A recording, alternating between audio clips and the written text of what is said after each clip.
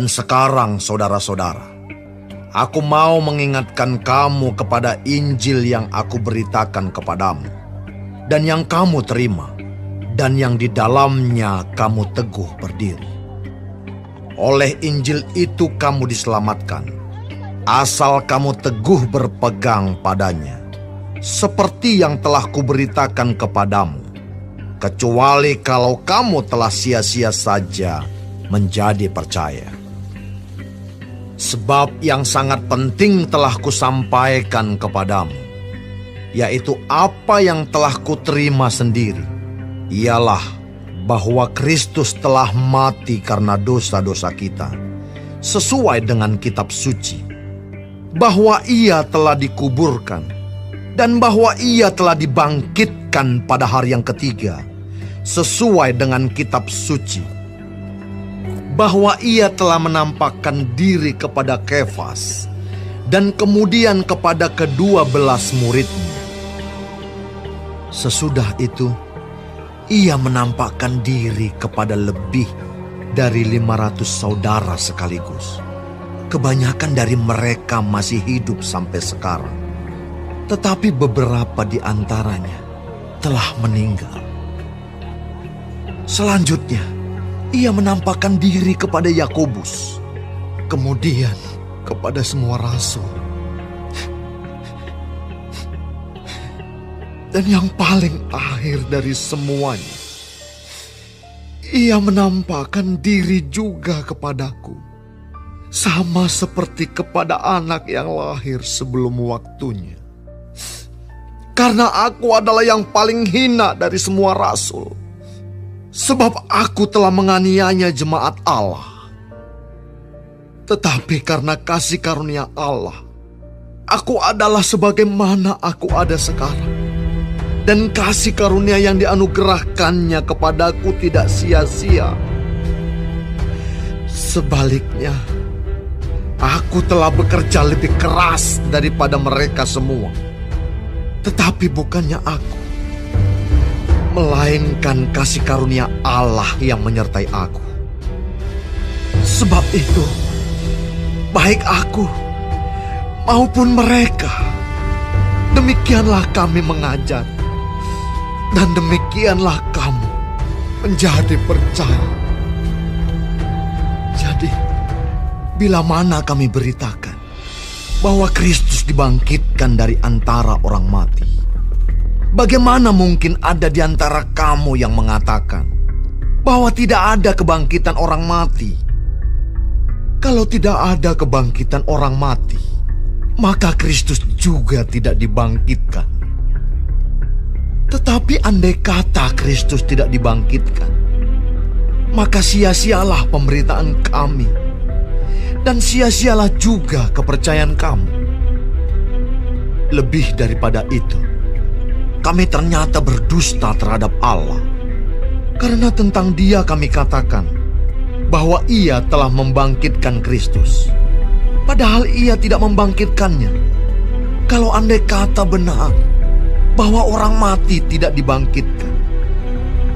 Sebab jika benar orang mati tidak dibangkitkan, maka Kristus juga tidak dibangkitkan. Dan jika Kristus tidak dibangkitkan, maka sia-sialah kepercayaan kamu, dan kamu masih hidup dalam dosamu. Demikianlah binasa juga orang-orang yang mati dalam Kristus. Jikalau kita hanya dalam hidup ini saja menaruh pengharapan pada Kristus, maka kita adalah orang-orang yang paling malang dari segala manusia. Tetapi yang benar ialah bahwa Kristus telah dibangkitkan dari antara orang mati, sebagai yang sulung dari orang-orang yang telah meninggal. Sebab sama seperti maut datang karena satu orang manusia, demikian juga kebangkitan orang mati datang karena satu orang manusia. Karena sama seperti semua orang mati dalam persekutuan dengan Adam, demikian pula semua orang akan dihidupkan kembali dalam persekutuan dengan Kristus. Tetapi tiap-tiap orang menurut urutannya. Kristus sebagai buah sulung. Sesudah itu mereka yang menjadi miliknya pada waktu kedatangannya. Kemudian tiba kesudahannya, yaitu bila mana ia menyerahkan kerajaan kepada Allah Bapa. Sesudah ia membinasakan segala pemerintahan, kekuasaan, dan kekuatan. Karena ia harus memegang pemerintahan sebagai raja, sampai Allah meletakkan semua musuhnya di bawah kakinya. Musuh yang terakhir yang dibinasakan ialah maut. Sebab segala sesuatu telah ditaklukkannya di bawah kakinya. Tetapi kalau dikatakan bahwa segala sesuatu telah ditaklukkan, maka teranglah bahwa ia sendiri yang telah menaklukkan segala sesuatu di bawah kaki Kristus itu tidak termasuk di dalamnya. Tetapi kalau segala sesuatu telah ditaklukkan di bawah Kristus, maka ia sendiri sebagai anak akan menaklukkan dirinya di bawah Dia, yang telah menaklukkan segala sesuatu di bawahnya, supaya Allah menjadi semua di dalam semua. Jika tidak demikian, apakah faedahnya perbuatan orang-orang yang dibaptis sebagai orang mati? Kalau orang mati sama sekali tidak dibangkitkan, mengapa mereka mau dibaptis sebagai orang-orang yang telah meninggal? Dan kami juga, mengapakah kami setiap saat membawa diri kami ke dalam bahaya? Saudara-saudara, tiap-tiap hari aku berhadapan dengan maut, demi kebanggaanku akan kamu dalam Kristus Yesus, Tuhan kita. Aku katakan bahwa hal ini benar. Kalau hanya berdasarkan pertimbangan-pertimbangan manusia saja, aku telah berjuang melawan binatang buas di Efesus. Apakah gunanya hal itu bagiku? Jika orang mati tidak dibangkitkan, maka marilah kita makan dan minum, sebab besok kita mati. Janganlah kamu sesat. Pergaulan yang buruk merusakkan kebiasaan yang baik. Sadarlah kembali sebaik-baiknya, dan jangan berbuat dosa lagi. Ada di antara kamu yang tidak mengenal Allah. Hal ini kukatakan supaya kamu merasa malu. Tetapi mungkin ada orang yang bertanya, bagaimanakah orang mati dibangkitkan? Dan dengan tubuh apakah mereka akan datang kembali? Hai orang bodoh, apa yang engkau sendiri taburkan tidak akan tumbuh dan hidup kalau ia tidak mati dahulu. Dan yang engkau taburkan bukanlah tubuh tanaman yang akan tumbuh, tetapi biji yang tidak berkulit, umpamanya biji gandum atau biji lain. Tetapi Allah memberikan kepadanya suatu tubuh seperti yang dikehendakinya. Ia memberikan kepada tiap-tiap biji tubuhnya sendiri. Bukan semua daging sama. Daging manusia lain daripada daging binatang, lain daripada daging burung, lain daripada daging ikan. Ada tubuh sorgawi dan ada tubuh duniawi, tetapi kemuliaan tubuh sorgawi lain daripada kemuliaan tubuh duniawi. Kemuliaan matahari lain daripada kemuliaan bulan, dan kemuliaan bulan lain daripada kemuliaan bintang-bintang, dan kemuliaan bintang yang satu berbeda dengan kemuliaan bintang yang lain. Demikianlah pula halnya dengan kebangkitan orang mati. Ditaburkan dalam kebinasaan, dibangkitkan dalam ketidakbinasaan. Ditaburkan dalam kehinaan, dibangkitkan dalam kemuliaan. Ditaburkan dalam kelemahan, dibangkitkan dalam kekuatan. Yang ditaburkan adalah tubuh alamiah, yang dibangkitkan adalah tubuh rohania. Jika ada tubuh alamiah, maka ada pula tubuh rohania. Seperti ada tertulis, manusia pertama, Adam menjadi makhluk yang hidup, tetapi Adam yang akhir menjadi roh yang menghidupkan. Tetapi yang mula-mula datang bukanlah yang rohaniah, tetapi yang alamiah. Kemudian barulah datang yang rohaniah. Manusia pertama berasal dari debu tanah dan bersifat jasmani.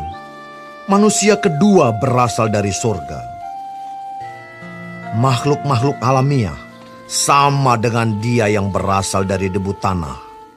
Dan makhluk-makhluk surgawi sama dengan dia yang berasal dari surga. Sama seperti kita telah memakai rupa dari yang alamiah, demikian pula kita akan memakai rupa dari yang surgawi. Saudara-saudara, inilah yang hendak kukatakan kepadamu, yaitu bahwa daging dan darah tidak mendapat bagian dalam kerajaan Allah, dan bahwa yang binasa tidak mendapat bagian dalam apa yang tidak binasa. Sesungguhnya, aku menyatakan kepadamu suatu rahasia. Kita tidak akan mati semuanya, tetapi kita semuanya akan diubah. Dalam sekejap mata, pada waktu bunyi nafiri yang terakhir. Sebab nafiri akan berbunyi, dan orang-orang mati akan dibangkitkan dalam keadaan yang tidak dapat binasa, dan kita semua akan diubah. Karena yang dapat binasa ini harus mengenakan yang tidak dapat binasa, dan yang dapat mati ini harus mengenakan yang tidak dapat mati. Dan sesudah yang dapat binasa ini mengenakan yang tidak dapat binasa, dan yang dapat mati ini mengenakan yang tidak dapat mati, maka akan genaplah firman Tuhan yang tertulis, maut telah ditelan dalam kemenangan. Hai maut, di manakah kemenanganmu? Hai maut, di manakah sengatmu? Sengat maut ialah dosa, dan kuasa dosa ialah hukum Taurat. Tetapi syukur kepada Allah yang telah memberikan kepada kita kemenangan oleh Yesus Kristus, Tuhan kita. Karena itu, saudara-saudaraku yang kekasih, berdirilah teguh, jangan goyah, dan giatlah selalu dalam pekerjaan Tuhan. Sebab kamu tahu bahwa dalam persekutuan dengan Tuhan, jerih payahmu tidak sia-sia.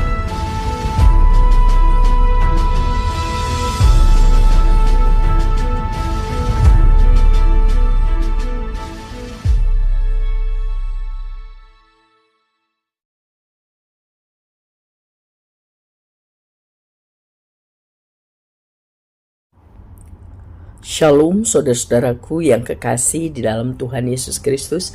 Puji Tuhan kalau kita masih diberi kesempatan hidup dan mempelajari firman Tuhan. Kompas kehidupan dari 1 Korintus 15. Tuhan Yesus memberkati. Saudara, jemaat di Korintus sedang bimbang mengenai kebangkitan Tuhan Yesus. Sehingga Rasul Paulus meneguhkan iman mereka bahwa kabar baik tentang Yesus, ia lahir, ia mati di salib untuk menebus dosa manusia, dan bangkit, membuktikan bahwa benar iman percaya kita kepadanya. Ia adalah Tuhan dan Juru Selamat satu-satunya. Paulus mengatakan agar jemaat di Korintus jangan bimbang tentang kematian, kebangkitan Tuhan Yesus. Banyak orang telah menjadi saksi, termasuk Paulus. Saudara, dalam zaman saat ini, mungkin banyak orang juga menyaksikan mengenai kebangkitan Tuhan Yesus, mengalami kebimbangan. Seperti contohnya, betulkah Yesus sudah bangkit? Betulkah itu menunjukkan bahwa ia berkuasa menyelamatkan dunia dari dosa? Kalau iya, kenapa masih banyak kejahatan sampai sekarang ini? Mengapa banyak orang Kristen mengalami penganiayaan sampai sekarang ini? Saudara, kebangkitan Tuhan Yesus memang memiliki kuasa, dan ini adalah iman Kristen, inti iman Kristen. Sebab kalau Yesus tidak bangkit, sia-sia iman percaya kita. Berarti dia bukan Tuhan, dia manusia biasa. Tetapi karena Yesus bangkit, itulah yang menyatakan bahwa iman kita benar, bahwa Yesus itu benar-benar Tuhan dan Juru Selamat satu-satunya. Nah, mengenai kejahatan, persoalan, penganiayaan yang harus dialami orang percaya sampai saat ini, itu sebenarnya adalah hal yang kita perlukan. Ya, persoalan-persoalan sebetulnya diperlukan agar iman kita teruji dan kian kuat di dalam Tuhan. Sebab kalau hidup kita senang terus, tidak ada masalah, kita tidak atau kurang berjaga-jaga di dalam doa, kita tidak atau kurang sungguh-sungguh di dalam iman percaya kita. Tantangan sangat diperlukan agar iman kita kuat dan teruji. Kuasa kebangkitan Yesus meneguhkan kita supaya bisa berdiri teguh, tidak goyah, ya, menghadapi persoalan-persoalan kehidupan. Kuasa kebangkitan Yesus memantapkan iman orang percaya seperti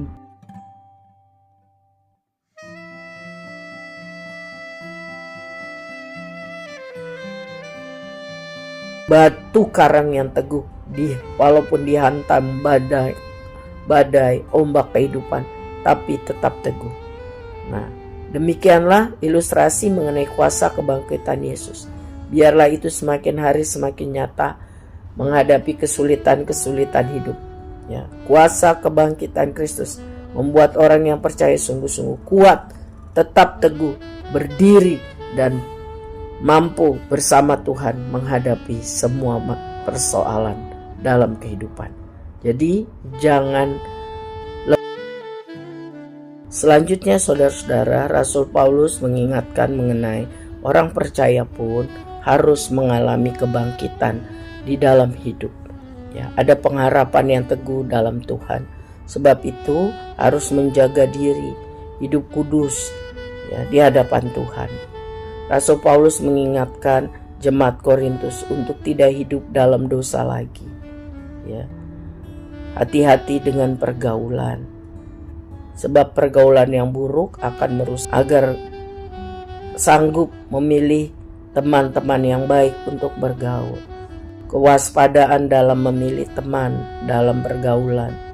Sebab sebagai umat atau orang yang telah ditebus Tuhan, orang-orang percaya harus mencerminkan kuasa kebangkitan Kristus.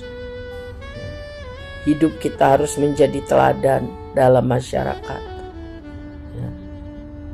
Orang Kristen harus menjadi garam dan terang hidup bagi kemuliaan Tuhan. Jadi harus perhatikan dengan siapa kita bergaul dan bagaimana cara kita bergaul. Kehadiran orang percaya harus berdampak positif dan menjadi teladan bagi banyak orang. Sebab itu hidup harus berkualitas. Kita harus serius menjaga perilaku kehidupan kita agar jadi berkat bagi banyak orang demi kemuliaan nama Tuhan Yesus. Selanjutnya, Rasul Paulus mengingatkan hati-hati dengan pengajaran-pengajaran sesat, ya, supaya kita tetap berdiri teguh dalam pengajaran iman kita, membaca firman Tuhan setiap hari dengan sungguh-sungguh agar tidak diombang-ambingkan dengan hal-hal yang sesat, ya. Hidup dalam persekutuan yang erat dengan Tuhan, dekat sungguh dengan Tuhan, menajamkan kepekaan kita untuk mengenali firman-Nya, punya pergaulan yang akrab dengan Tuhan, sehingga mengenal isi hatinya. Walaupun banyak angin pengajaran, tidak mudah kita terombang-ambingkan, sebab firman Tuhan selalu mengisi hidup kita setiap hari. Saudara-saudara, saat itu demikianlah yang terjadi dalam jemaat Korintus. Mereka meragukan mengenai kebangkitan Kristus akibat banyak pengajaran sesat yang beredar. Paulus mengingatkan untuk kembali kepada firman Tuhan. Pelajari firman Tuhan sungguh-sungguh dan lakukan. sehingga hidup bisa menjadi alat kemuliaan nama Tuhan. Kiranya firman Tuhan ini meneguhkan kita, karena kita tahu apa yang harus kita lakukan di tengah-tengah keadaan dunia yang semakin hari semakin gelap ini. Tuhan Immanuel, Ia beserta kita. Kita akan sanggup menjadi alat kemuliaan-Nya. Amin.